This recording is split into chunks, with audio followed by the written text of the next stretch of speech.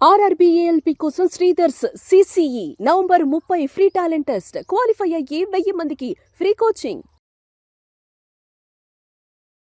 నమస్తే, welcome to Suman TV. నేను మీ anchor సిరి. ప్రస్తుతం మనతో పాటు ఉన్నారు వేదిక ఆస్ట్రాలజర్ ఉమా గారు. ద్వాదశ రాశుల వారికి డిసెంబర్ మాసంలో ఏ విధంగా ఉండబోతుంది, ఏ సందర్భాల్లో జాగ్రత్తలు తీసుకోవాలి, వీటి గురించి క్లియర్గా విశ్లేషణ ఇవ్వడానికి ఉమా గారు ఉన్నారు. అడిగి తెలుసుకునే ప్రయత్నం చేద్దాం. నమస్కారం ఉమా గారు. నమస్తే అమ్మా. ఈ డిసెంబర్ మాసంలో ముందుగా ద్వాదశ రాశుల వారి యొక్క గ్రహ సంచారం ఏ విధంగా ఉంది ఉమా గారు? తప్పకుండా అండి. డిసెంబర్ మాసము అనేటువంటిది 2025లో ఆఖరి మాసం అండి. ఈ మాసంలో అనేక గ్రహ సంచారాలు మారుతూ ఉన్నాయి. ఉదాహరణకి ఇప్పటి వరకు కొన్ని రాశులకి రాజయోగాన్ని ఇచ్చినటువంటి గురుగ్రహ సంచారము మళ్ళా ఇప్పుడు వెనక్కి అంటే మిథున రాశిలోకి యథాస్థానంలోకి ఆయన వెళ్ళబోతున్నారు. డిసెంబర్ 5వ తారీఖు దగ్గర నుంచి గురుగ్రహ సంచారం మిథున రాశిలోకి రాబోతోంది. కాకపోతే గురుడు వక్రగతిలో ఉన్నారండి. వక్రగతిలో ఉన్నప్పుడు గురుడు రెట్టింపు ఫలితాలు ఇస్తారనమాట. అది ఏ రాశికైనా మంచి చేస్తే రెట్టింపు ఫలితాలు ఉంటాయి, కొంచెం ఇబ్బందులు అనేటువంటివి కూడా రెట్టింపు అనేటువంటివి ఎక్కువగా కనబడుతూ ఉంటాయి. ఇదే కాకుండా డిసెంబర్ 17వ తారీఖున రవిగ్రహ సంచారం ధనస్సు రాశిలోకి వెళ్ళబోతోంది. ఈవెన్ 20వ తారీఖున డిసెంబర్ 20 అదే మధ్యలో కరెక్ట్గా డిసెంబర్ మధ్యలో ధనస్సు రాశిలోకి శుక్రగ్రహ సంచారం కూడా మళ్ళీ అదే ధనస్సు రాశిలోకి డిసెంబర్ 7వ తారీఖున కుజగ్రహ సంచారము. అంటే చూడండి, ధనస్సులో రవి, కుజ, శుక్ర 3 గ్రహ సంచారాలు ధనస్సు రాశిలో కనబడుతూ ఉన్నాయి.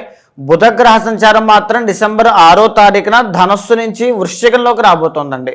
సో ఇక్కడ ఈయన మాత్రం వెనక్కి రాబోతున్నారు అని చెప్పచ్చు. మిగతా గ్రహాలన్నీ కూడా యథాస్థానంలో అంటే శని మీనరాశిలోనే వక్ర త్యాగాన్ని చేసే, వక్ర త్యాగము అంటే ఏంటి అంటే వక్రగతిని వదిలేసి ఫార్వర్డ్ మోషన్లోకి ఆయన వెళ్ళబోతున్నారని అర్థం అనమాట. సో ఆయన మీనరాశిలో సంచారం చేస్తూ ఉన్నారు. కుంభరాశిలో రాహుగ్రహ సంచారం జరుగుతోంది. సింహరాశిలో కేతుగ్రహ సంచారం యథావిధిగా అన్ని జరుగుతూ ఉన్నాయమ్మా. తులారాశి వారికి డిసెంబర్ మాసంలో ఆరోగ్యపరంగా, విద్యాపరంగా, సంతానపరంగా, విదేశీ పరంగా ఎలా ఉంటుంది? ఎన్ని గ్రహాలు వారికి ఈ మాసంలో అనుకూలిస్తున్నాయి? ఏ సందర్భాల్లో వారికి అదృష్ట యోగం పట్టే అవకాశం ఉందంటారు? తప్పకుండా అండి. తులారాశి వాళ్ళ కోసం మనం చూసుకుంటే అమ్మా, నవంబర్ ఎండ్ వరకు కూడా వీళ్ళకి గురు బలము అనేటువంటిది లేదని కావచ్చు. మిగతా గ్రహాలన్నీ కూడా కొంచెం ప్రతికూలంగా ఉన్నాయని మనమే చాలా సందర్భాల్లో మాట్లాడుకున్నాము. అయితే ఈ డిసెంబర్ మాసం స్టార్ట్ అయినటువంటి 5 రోజుల తరువాత నుంచి గురుబలము అనేటువంటిది పెరగబోతుందండి.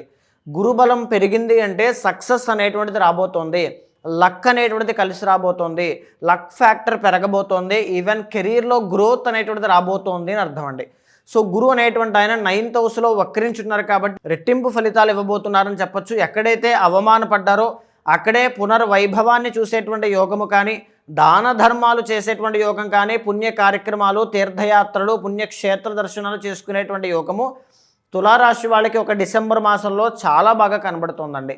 అయితే 11th హౌస్లో కేతుగ్రహ సంచారం కూడా కనబడుతోంది. దీనివల్ల ఏంటి అంటే పెద్దవాళ్ళ యొక్క పరిచయాలు, పై అధికారుల వల్ల వచ్చినటువంటి లాభాలన్నీ కూడా కలగడం కానీ, ముఖ్యమైనటువంటి పరిచయాలన్నీ కూడా మంచి లాభాలకి దారితీయడం కానీ అన్నీ కూడా చాలా బాగుంటుంది అని చెప్పచ్చు. సో మీకు ఉండేటువంటి ఇమేజ్ అంతా కూడా ఇంకా పెరగడం, మీ ఫేమ్ అంతా కూడా పెరగడం, మీకున్నటువంటి మీ ప్రొఫైల్ అంతా ఇంకా బిల్డ్ అవ్వడం లాంటివి చాలా బాగా కనబడతాయండి. అయితే 2వ స్థానంలో బుధుడు యోగిస్తూ ఉన్నారు. దీనివల్ల ఏంటి అంటే సెకండ్లో బుధుడు ఎప్పుడు యోగించినా విద్యా ప్రాప్తి అనేటువంటిది ఇస్తారు. డబ్బు అనేటువంటిది విపరీతంగా సంపాదించడం కానీ, మల్టిపుల్ వేస్ నుంచి అదృష్టం కలిసి రావడం కానీ, మాట ద్వారా సంపాదించడం కానీ, ఆర్ లేకపోతే బుధుడు ఎప్పుడైతే యోగిస్తున్నారో వ్యాపార రంగంలో చాలా బాగుంటుంది. ఎక్స్పోర్ట్స్ అండ్ ఇంపోర్ట్స్ కానీ, జర్నలిజం కానీ, కమ్యూనికేషన్ డిపార్ట్మెంట్ కానీ, జ్యుడిషియల్ డిపార్ట్మెంట్లో వర్క్ చేసేటువంటి వాళ్ళందరికీ కూడా బుధుడి యొక్క బలం బాగుంది కాబట్టి ఎక్స్ట్రాడినరీగా ముందుకు వెళ్ళే అవకాశాలు చాలా బాగున్నాయండి. ఇకపోతే 3వ స్థానంలో రవి కుజులు అనుకూలిస్తున్నారు. ఎప్పటి నుంచి? రవి 17th తర్వాత నుంచి బాగున్నారండి. డిసెంబర్ 17 తర్వాత నుంచి ఫస్ట్ హాఫ్ బాగుంటుంది. ఫస్ట్ హాఫ్ కంటే సెకండ్ హాఫ్ ఇంకా చాలా బాగుంటుంది. ఎందుకంటే రవి కుజులు ఇద్దరు కూడా క్లస్టర్ బాగుంది కాబట్టి రాజకీయ నాయకులకి పదవీ యోగం పడుతుంది. బంగారు వ్యాపారం చేసేటువంటి వాళ్ళకి లాభాలు వస్తాయి. తర్వాత మాట వల్ల విపరీతంగా డబ్బు సంపాదించేటువంటి యోగం ఉంటుంది. రియల్ ఎస్టేట్ వ్యాపారం చేసే వాళ్ళు ఎవరున్నా ఖచ్చితంగా బాగా గుర్తుపెట్టుకోండి, మీ ఎఫర్ట్స్ అనేవి ఇంకా పెట్టుకుంటూ ఇంకా ముందుకు వెళ్ళండి. ధైర్యంగా 100% ఏదైనా బిగ్ సక్సెస్ అనేటువంటిది, బిగ్ ప్రాజెక్ట్ ఓకే అవ్వడం కానీ, బిగ్ మనీ రావడం కానీ డిసెంబర్ ఎండ్లో మీరు చూసే అవకాశాలు చాలా బాగున్నాయి. కాంపిటేటివ్ ఎగ్జామ్స్ రాసే వాళ్ళకి బాగుంటుంది, కమ్యూనికేషన్ డిపార్ట్మెంట్లో ఉన్న వాళ్ళకి బాగుంటుంది, స్పోర్ట్స్ ఫీల్డ్లో వర్క్ చేస్తున్న వాళ్ళకి బాగుంటుంది, అప్పుల బాధతో ఇబ్బంది పడుతూ ఉన్నటువంటి తులారాశి వాళ్ళకి కంప్లీట్ ట్రాన్స్ఫర్మేషన్ అండి. అంటే లాస్ట్ మంత్కి ఆ బిఫోర్ లాస్ట్ మంత్కి ఈ మంత్కి అసలు చాలా డిఫరెన్స్ కనబడుతుంది.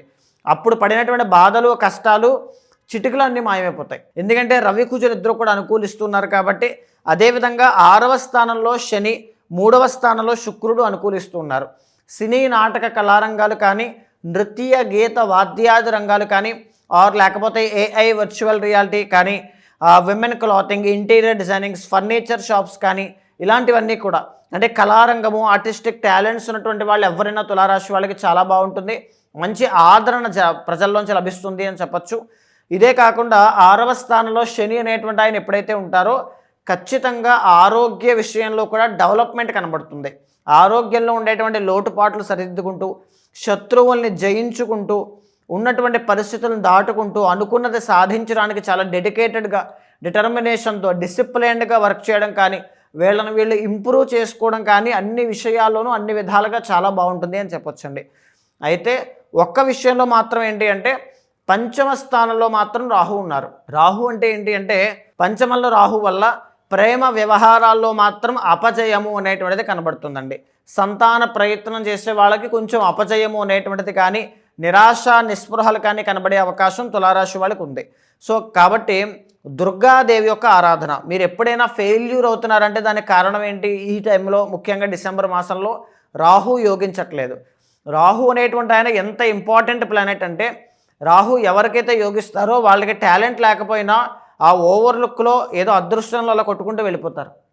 రాహు అంత ఇంపార్టెంట్ అండి. అలాంటి రాహు మీకు అనుకూలించట్లేదు కాబట్టి ముఖ్యంగా వనదుర్గా మహావిద్య అమ్మవారికి హోమం చేయండి. చిన్న చిన్న శత్రు దోషాలు, చిన్న చిన్న సంతాన దోషాలు, ప్రేమ వ్యవహారాల్లో అపజయాలు, మీ నడవడికలో ఏదైనా దోషం ఉన్నా, అంటే తెలుసో తెలియకో ఈ నిమిషంలో నేను ఏదైనా కోపంగా ఒక మనిషిని తిట్టాను అనుకోండి, ఆ మనిషి దగ్గర నుంచి నాకు వచ్చే ఏదైనా లాభం కానీ, ఆ పరిచయం కానీ పోవడం వల్ల ఏదైనా నష్టపోయి ఉండవచ్చు లక్ ఫ్యాక్టర్ని. సో అలా ఏది రాకుండా, అలా ఏది జరగకుండా వనదుర్గా అమ్మవారు ఖచ్చితంగా కాపాడేస్తుంది. మీలో ఉండేటువంటి కామ, క్రోధ, లోభ, మోహ, మదమాత్సల్యాలను కూడా తులారాశి వాళ్ళకి వనదుర్గా మహావిద్య ఈ టైంలో చేయడం వల్ల చాలా మంచి అదృష్టం పడుతుంది. బాగా గుర్తుపెట్టుకోండి, అక్టోబర్, నవంబర్కి, డిసెంబర్కి అసలు మీకు సంబంధమే ఉండదు. అంత ట్రాన్స్ఫర్మేషన్ డిసెంబర్ ఎండ్లో మీరు ఖచ్చితంగా చూస్తారు. ఈ మాసంలో వీళ్ళకి కలిసి వచ్చే రంగు ఏంటో మాగా? ఈ మాసంలో వీళ్ళకి బాగుండేటువంటి రంగు ఏంటి అంటే ఆరెంజ్ కలర్ చాలా బాగుంటుందమ్మా. కలిసి వచ్చే నెంబర్ 1 చాలా బాగుంటుందండి. అలాగే కలిసి వచ్చే వారం మంగళవారం చాలా బాగా కలిసి వస్తుందమ్మా. ఎలాంటి పరిహారం చేసుకోవాలి అంటారు? వనదుర్గా మహావిద్య అమ్మవారికి హోమం చేయడం, లలితా పరమేశ్వరి దేవికి ప్రతిరోజు కుంకుమార్చన చేయడం వల్ల మంచి ప్రశాంతత, ఆరోగ్యము, ప్రేమ వ్యవహారాల్లో విజయము అన్ని విధాలుగా చూస్తారండి. ఇంకా ఎవరికైనా కూడా ఎలాంటి సమస్యను అయితే ఎదుర్కొంటున్నారో ఆ సమస్యకి తగ్గట్టుగా పరిష్కారం చేసుకోవాలి అనుకునే వాళ్ళు ఎవరైనా కూడా మిమ్మల్ని అప్రోచ్ అవ్వాలి అంటే ఏ విధంగా ఉంటుందంటారు? తప్పకుండా అండి. ఇక్కడ ఏంటి అంటే మనీ విషయంలో కానీ, లేకపోతే బిజినెస్ విషయాల్లో కానీ, పార్ట్నర్షిప్ కానీ, మ్యారేజ్ చేసుకునేటప్పుడు కానీ, చేసుకున్న తరువాత డిస్టర్బెన్స్ వస్తున్నాయి, కలిసి ఉండాలా విడిపోవాలా చాలా సమస్యలతో, ఆర్ సంతానం విషయంలో ఎలాంటి అబ్బాయి పుడతాడు, అసలు ఏంటి విషయం, ప్రతిదీ తెలుసుకోవాలని చాలామంది జిజ్ఞాస ఉంటుంది, సందేహాలు ఉంటాయి, భయాలు ఉంటాయి. అలాంటి వాళ్ళందరికీ కూడా ప్రాపర్ గైడెన్స్ ఉంటే బాగుంటుందని చాలామంది ఫీల్ అవుతూ ఉంటారు. అలాంటి వాళ్ళు ఎవరికైనా సరే మీ వెనకాల తప్పకుండా నేను ఉంటాను. మీకు కింద కనిపించిన నెంబర్కి కాల్ చేస్తే మా వాళ్ళు మీకు పూర్తి వివరాలు అందిస్తారు. మీ జాతకాన్ని చూసిన తర్వాత గోచారంతో సమన్వయం చేస్తూ ఏదైనా దోషాలుంటే శాంతి పరిహారములు ఆచరింపచేసి భగవత్ అనుగ్రహం కలిగేలా చేస్తాను. థ్యాంక్ యూ అమ్మ గారు. Thank you so much. నమస్తే అమ్మ.